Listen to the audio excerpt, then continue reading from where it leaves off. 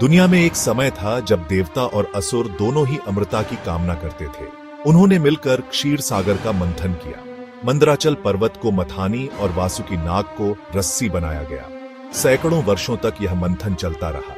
इस मंथन से 14 रत्न निकले, जिनमें से एक अमृत कलश भी था। अमृत का अर्थ था अमृता। देवता और असुर दोनों ही इसे प्राप्त करना चाहते थे। इसके लिए उनके बीच युद्ध छिड़ गया। अमृत कलश को असुरों से बचाने के लिए भगवान विष्णु ने मोहिनी रूप धारण किया। मोहिनी के रूप में उन्होंने असुरों को मोहित किया और देवताओं को अमृत पिला दिया। कहा जाता है कि इस दौरान अमृत की कुछ बूंदें 4 स्थानों पर गिरी: प्रयागराज, हरिद्वार, उज्जैन और नासिक। ये 4 स्थान पवित्र माने जाते हैं और यहाँ हर 12 वर्षों में कुंभ मेले का आयोजन होता है। कुंभ का अर्थ है कलश, जो अमृत से भरा था। प्रयागराज, जिसे पहले इलाहाबाद के नाम से जाना जाता था, गंगा, यमुना और पौराणिक सरस्वती नदी के संगम पर स्थित है। यह स्थान हिंदुओं के लिए अत्यंत पवित्र माना जाता है। यहाँ का कुंभ मेला, महाकुंभ, सबसे बड़ा होता है और हर 12 वर्षों में आयोजित किया जाता है। प्रयागराज में कुंभ मेला एक अद्भुत दृश्य होता है।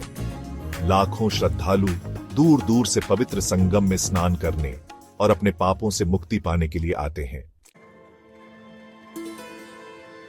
कुंभ मेला हर 12 साल में 4 अलग अलग स्थानों पर आयोजित किया जाता है। प्रयागराज में महाकुंभ, हरिद्वार में अर्ध कुंभ और उज्जैन और नासिक में कुंभ मेला बारी बारी से आयोजित होते हैं। यह मेला ग्रहों की चाल के अनुसार आयोजित होता है और इसका समय पंडितों द्वारा निर्धारित किया जाता है। यह मेला हिंदू धर्म में आस्था और विश्वास का प्रतीक है।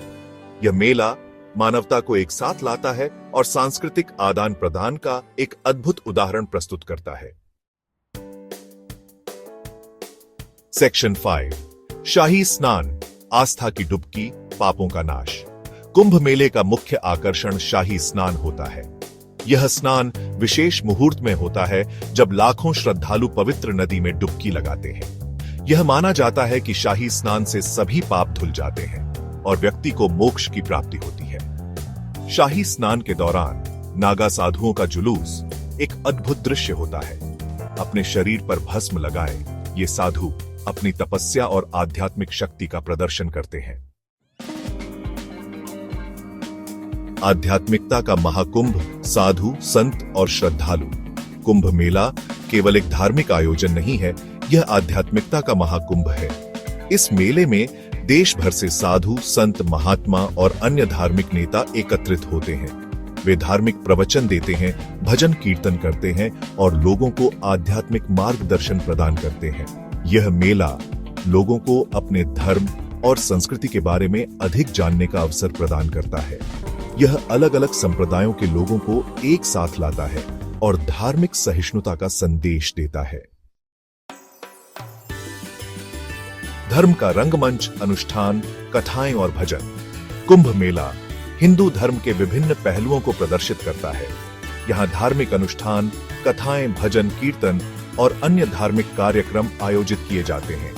ये कार्यक्रम लोगों को अपने धर्म से जोड़ने और उन्हें आध्यात्मिक रूप से प्रबुद्ध करने में मदद करते हैं। कुंभ मेले का मंच भारतीय संस्कृति और परंपराओं का जीवंत प्रदर्शन होता है। यह मेला हमें हमारी सांस्कृतिक विरासत पर गर्व करने और इसे आने वाली पीढ़ियों तक पहुंचाने के लिए प्रेरित करता है। संस्कृति का संगम, कला, शिल्प और परंपरा। कुंभ मेला भारतीय संस्कृति का एक अद्भुत संगम है। यहाँ देश के विभिन्न हिस्सों से कारीगर, शिल्पकार और कलाकार आते हैं और अपनी कला का प्रदर्शन करते हैं।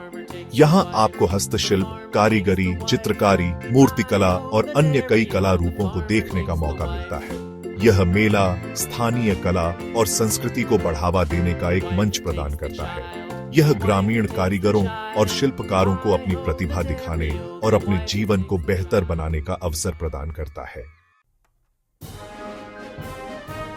कुंभ मेला मानवता का उत्सव।